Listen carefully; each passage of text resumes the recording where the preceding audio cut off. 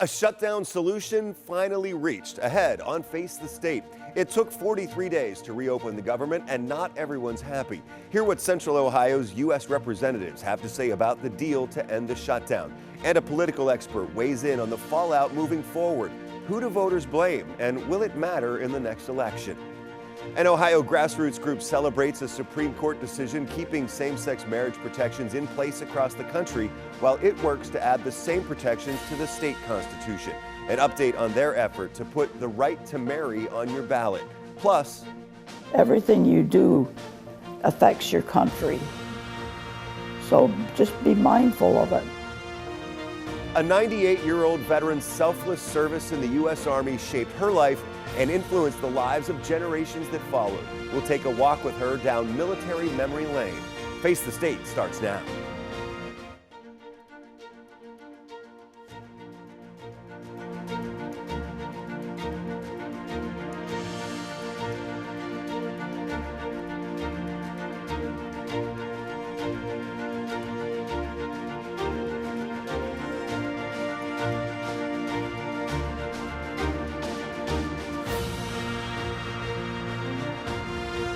Thanks for joining us for Face the State. I'm Doug Petcash. After 43 days, the federal government finally reopened for business. Wednesday night, President Trump signed a bill to end the shutdown just a couple hours after the House passed it. Now, relief is on the way for hundreds of thousands of government workers and millions who receive food aid. With the stroke of the president's pen, the longest government shutdown in U.S. history ended. It's an honor now to sign this incredible bill and get our country working again. President Trump pointed blame at congressional Democrats, though CBS News polls show Americans put the onus on both parties. The Democrats' shutdown has inflicted massive harm. The House passed the bill to fund the government through January 30th, give federal workers back pay, and reverse shutdown-related layoffs. The measure also included 3 year-long spending bills to fund multiple programs, including SNAP. 6 Democrats crossed party lines to vote yes. 2 Republicans voted no. All this was utterly pointless and foolish. House Speaker Mike Johnson has not committed to a vote on extending Affordable Care Act subsidies, the Democratic sticking point. This fight is not over. We're just getting started. Federal workers should get back pay soon, but it could take a while for full food aid to be restored for 42 million Americans receiving SNAP benefits. The White House's Council of Economic Advisors estimates the shutdown cost the U.S. economy about $15 billion per week. In a statement, Democratic 3rd District Congresswoman Joyce Beatty said, tonight's vote drives the country deeper into a crisis that Republicans created with their refusal to extend health care tax credits for working Americans. The Republican shutdown suffering we see now and the health care crisis barreling toward us lies squarely with the party in power, Republicans. Beatty says in the 3rd District, 15,000 people will lose health coverage because Republicans refuse to extend Affordable Care Act credits, and 35,000 Ohioans will see their costs rise if the credits expire. Republican 15th District Congressman Mike Carey released a statement after the vote saying, I proudly voted to reopen the government after a record-long, needless government shutdown that hurt families in Ohio. The bipartisan package that we passed fully funds critical programs like SNAP, and make sure federal workers, including our air traffic controllers, get paid, as I have been advocating for since the shutdown began more than a month ago. Kerry says the legislative package includes more than $5 million for projects in his district, including $2.5 million for the Madison County Sheriff's Office to build a new operations and dispatch center, and nearly $1.9 million for the city of Obetz to replace its old water tower. And Republican 15th District Congressman Troy Balderson said in part, I applaud the 8 Senate Democrats who finally stood up to Chuck Schumer and ended the Democrat blockade. Now Republicans can accelerate our work to lower costs for working families, make our nation safer, and restore American energy dominance. As part of the deal to end the shutdown, Senate Republican leaders promised the Democrats who crossed the aisle to approve the measure that a vote would be held in mid-December on extending health insurance subsidies under the Affordable Care Act, Obamacare. I asked Ohio Republican Senator John Husted if he would support or oppose extending the subsidies. I want to lower the cost of health care, and I'm going to be actively engaged in a bipartisan basis to try to do that. The COVID bonus credits that were applied to Obamacare They were set to expire at the end of the year. The Democrats set the expiration date for them. They were only supposed to be temporary. What I don't like about them is that they go directly to the insurance companies rather than to the consumer. And I would favor a plan that was more consumer driven, that helped get money to the consumer rather than to the insurance company. I hope that we can craft something that looks like that. So will negotiations actually happen on that? Are you confident in that? Yeah, negotiations have already been underway, but the trigger to moving forward was getting the government reopened, and I am actively engaged with Democrat and Republican colleagues in trying to come to some type of compromise. But finding compromise has been difficult. It took us 40 days just to open up the government. Reforming healthcare is a much trickier prospect, but I think that's our responsibility. I'm the new guy here. I did not create this problem, but I am interested in being part of the solution. So what is the political fallout of the 43-day government shutdown? Who gets the blame, and will it have any impact on the 2026 elections? Earlier, I talked with University of Dayton political science professor Chris Devine. I started by asking how he thought the shutdown played out politically. It was a long, drawn-out affair. I think politically, it doesn't really help either party when there's dysfunction like this, when Congress just doesn't do its basic job to pass a budget and fund programs, fund agencies, and deliver paychecks to employees. I don't think anyone comes out looking great. In terms of how it played out for the parties, I think we have a little of a split decision here, and I would separate out the politics and the policy. So on the policy side, Democrats were responsible in a direct way for the shutdown, in the sense that Republicans had the vote to pass the budget in the House, to pass it in the Senate. President Trump was willing to sign. They wanted to go forward. It was Democrats who prevented a vote from being held. And of course, for viewers who are familiar with the filibuster and all that fun stuff in the Senate, unlike the House, in the Senate, you have to have a supermajority, 60 votes, to even hold a vote on something. And so there were enough Democrats who were willing to block that vote for a long period of time because they wanted to prevent this expiration of these Obamacare or Affordable Care Act subsidies, these tax credits. So they were afraid of health insurance premiums going up. Nothing's changed with regard to that. We don't have any change in policy. So you would look at that, presumably, and say that Democrats did not win on the policy, although it appears that they've gotten a promise from Senate Majority Leader Thune, Republican Leader Thune, to hold a vote at some point. Whether it will pass at that point, unlikely, given Republican positions at this point, but who knows? Yeah, they'll at least get Democrats on the record. I'm sorry, do you expect them to, abide by that promise and have negotiations in good faith? There's really no way to tell. I will say my understanding is that Senator Durbin, who has been in leadership himself on the Democratic side, is a retiring Illinois Democrat, that he made it very clear to Majority Leader Thune that these 8 Democrats who were willing to go forward on the vote had put themselves on the line, had stuck their neck out, I think is the way he put it, for to make this deal. And so, Senator Thune or others could renege on that promise. But I think that might make it that much harder to make deals in the future. Both sides, you were talking about Republicans and Democrats blaming each other, but they both are blaming the other for the shutdown and its ramifications. But the key question, I think, is who are voters blaming for the shutdown? Yeah, again, I don't think voters are happy with either side. From what I've seen of the polling on this, both sides are getting some blame for this. Both sides are taking a hit in terms of their popularity. It does seem to be, from what we're seeing so far, that voters are blaming Republicans more than Democrats, and that they're blaming President Trump in particular. This seems to have contributed to some loss in popularity on his part as well. We see his poll numbers declining somewhat to around 40 or potentially even below at this point. So it's not good for either side. Why would they blame Republicans more? Obviously, viewers may have different opinions on where they would assign the blame. I think for many people, especially those who are not as engaged with the details of this, might even feel overwhelmed or confused by them.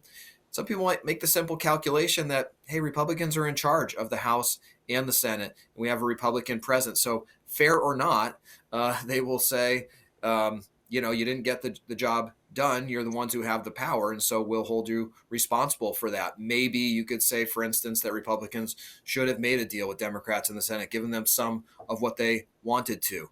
Of course, they had said, well, we'll hold a vote later potentially on the Obamacare subsidies, but that obviously wasn't enough for Democrats at the time, or really until it was. So what are the political impacts moving forward in terms of popularity of the key players because of their roles in the shutdown and the negotiations? And could this have an impact on the 2026 elections? Yeah, I'll bring this back to a point I was making earlier about, well, Democrats did not win on the policy. I think it'd be really hard to make that argument, the policy side, unless we were to see this kind of change the dynamics and they actually do get these subsidies restored. But on the political side, Democrats have done something pretty remarkable in that, as a minority party, not holding the presidency, not holding this House, not holding the Senate, they have really forced an issue to the top of the agenda, and that is healthcare. Now, healthcare is always a major issue. That's not new.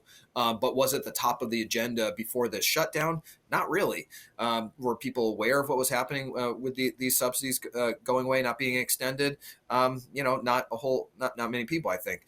And now they have moved that, elevated it to the top of the political agenda for right now, brought it into a larger issue of affordability. We're hearing that term a lot now, goes along with concerns about inflation and so forth. That's the kind of issue that may affect the upcoming elections next year, the midterm elections, the House, the Senate, even governor's races. And in fact, we even saw that seeming to affect how voters felt about the races that took place last week, the governor's races in Virginia, in New Jersey. Of course, we had other types of elections elsewhere. It seems like affordability in a broad sense, and maybe even particularly healthcare costs, might be influencing voters right now. Now, who knows what will happen the next year, but it at least gives Democrats something to run on besides, Stop Trump or some theme like that some voters seem to be getting tired of. So, yeah, it sounds like, affordability, the economy, that's going to play into it. But do you think that by the time the May primary rolls around, and certainly the November, that unless there's another shutdown on January 30th, that this will be kind of a distant memory and not really be a factor in who people are choosing in their elections? Yeah, that's a good question. So much happens, especially these days, in a year, even in a month in politics. Some issues that are top of the agenda fade away over time. What has lasting power is the broader impression or the narrative that voters are left with at the end. So they may not be voting. I very much doubt they will be voting a year from now in the midterm elections on the shutdown. I wouldn't expect that.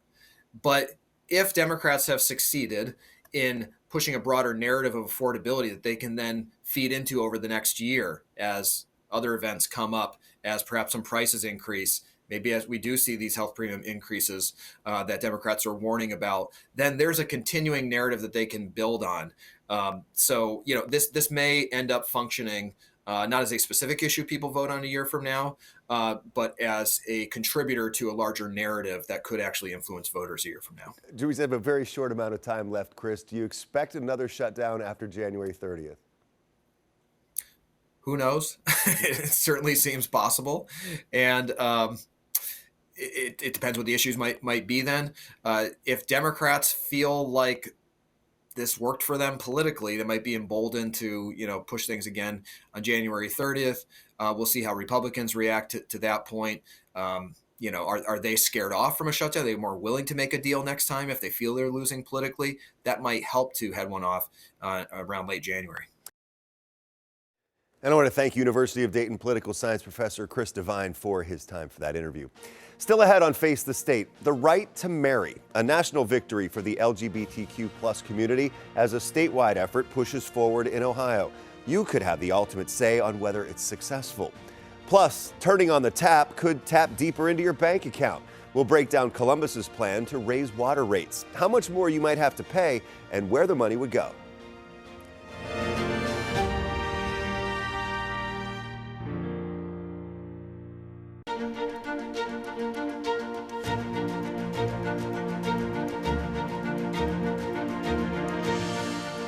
After the U.S. Supreme Court rejected a call last week to overturn the law that legalized same-sex marriage, some Ohioans are breathing easier and looking to the future. The grassroots group pushing to protect same-sex marriage and other equal rights in the Ohio Constitution sees the Supreme Court's decision as a victory as they move ahead with their statewide efforts. I think myself and a lot of members of the community, of the LGBTQ community specifically, were breathing a little bit easier after yesterday's decision. Ohio Equal Rights Co-Chair Lise Regula is referring to the U.S. Supreme Court's decision Monday to not reconsider its ruling in the 2015 Obergefell v. Hodges case legalizing same-sex marriage. The court denied an appeal by former Kentucky County Clerk Kim Davis. She refused court orders to issue same-sex marriage licenses in 2015 because of her religious beliefs. A federal jury ruled in favor of a gay couple against her. Regula says Ohio Equal Rights is forging ahead to enshrine protections on the state level. Volunteers are gathering petition signatures for 2 proposed amendments to the Ohio Constitution. We need to make sure to protect these rights like marriage in ways that are more concrete than judicial precedent. One proposed amendment would prohibit discrimination based on race, religion, sexual orientation, disability, and a dozen other categories. The other calls for the repeal of Ohio's constitutional ban on same-sex marriage. We want people protected. Families should not be at risk based on who are the members of those families. The group will need to collect more than 400,000 valid voter signatures for each proposed amendment to get them on the ballot. Regula says they are aiming for the November 2026 election, but staying flexible. We recognize that we would rather have a successful campaign than be tied to a particular deadline. If Ohio Equal Rights ultimately wants to get the 2 amendments on the November 2026 ballot, they'll have to turn in their valid signatures to the Secretary of State's office by early July. Well, Columbus says it's time to invest in the city's infrastructure, but those improvements will come at a cost.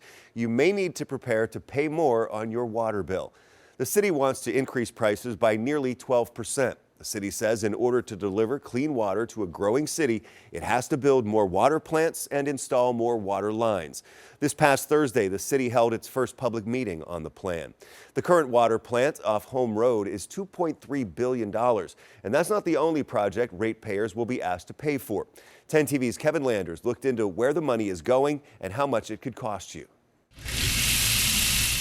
From ensuring the water that comes out of your tap is safe to drink, to building 2 up-ground reservoirs to battle the impacts of drought, to removing lead from water pipes and building more rain gardens to reduce stormwater overflows. All of it costs money, and the city plans to charge residents more to pay for it. The city says after a decade of holding price increases at or below 5%, it's time for a price adjustment. The city blames inflationary costs. The other issue, keeping up with growth. Columbus's population is expected to reach 3 million people by 2050. Here's what the city is asking for: an 11.7% increase for water, sanitary sewers, and stormwater. That translates to more than $100 more per year for Columbus customers who use 165 gallons of water a day. That price would jump to $149 more per year if you live outside the city. If you get your power from Columbus, you could be looking at a possible 13% increase on your bill. The city says it's the first price hike in 18 years for its 19,000 customers. It blames the price jump on the high cost of energy. Columbus plans to use the money to complete its smart lighting project that would install LED lighting for all streetlights in the next 3 years and add streetlights to unlit neighborhoods. Columbus voters just passed a bond issue that provides $1.9 billion for infrastructure and facilities, some of which would go to sewer and water lines. So you may be wondering, why is the city asking for more money? According to the city, the bond approval does not result in Columbus Water and Power receiving money to build capital projects. What it provides is the authority to borrow the needed money. Coming up next, a bold decision that blossomed into destiny. Everything that we have done was based on what we experienced in the military. Wow. And loved it. Love of country and a life well lived. Next.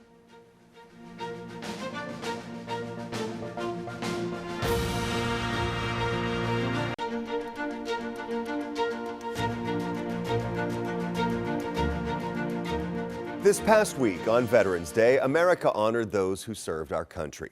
Before we introduce you to one of those remarkable veterans, think about all the stories one life can hold. Rita Barnett has nearly a century of them, filled with laughter, courage, and love. She may be 98, but as you'll see, her spirit hasn't aged a day. 10 TV's Bryn Caswell sat down with her to hear how her life of service became a family tradition. Rita, how old are you in this photo? I was 24. With her bright eyes, big smile, and contagious laugh. At 98, Rita Barnett hasn't missed a beat. Nobody's perfect all the time. We are, right? Keeping our secrets. Yeah. Rita is spending her later years surrounded by family and friends at her Grove City senior living home. If all else fails, take a nap. She loves to walk, read books, and reflect on some of her fondest memories. Went to Paris a couple times. Rita took me back in time to the 1940s, page by page. That's me in full uniform. Rita had a verve for life she still carries now. After graduating Syracuse University's nursing school, she made the bold decision to enlist into the Army. We were young, enthusiastic, did whatever needed to be done, and loved doing it. And unfortunately, love of country kind of fell in there too. She spent her early 20s nursing Korean War soldiers back to health. Those poor kids, they were younger than I and younger than my team, but in such pain. And through the hard work and long hours, Rita managed to squeeze in, falling in love. She met her husband, Bob, at the hospital, who was also in the Army. Is this Bob? That's Bob. He's good looking. He is a kind of a cute kid, isn't he? Within 5 weeks of meeting, they married. Soon after, both Rita and Bob were deployed to Germany. I think this was taken in Stuttgart. Their mission, helping the Germans rebuild their hospital system post-World War II. We were trying to employ all the Germans we could to get the German economy back on track. Rita, honored for her service today among 20 other Grove City veterans. One nation, under God. Joining the military, she says, was the best decision she ever made. Everything that we have done was based on what we experienced in the military. Wow. And loved it. Rita and her husband's service didn't just shape their own lives. It inspired generations to follow. Their son went on to serve in the Air Force. 2 of their grandsons became Army majors after graduating from West Point. And even their granddaughter felt called to follow in her grandmother's footsteps. You realize your country is so important.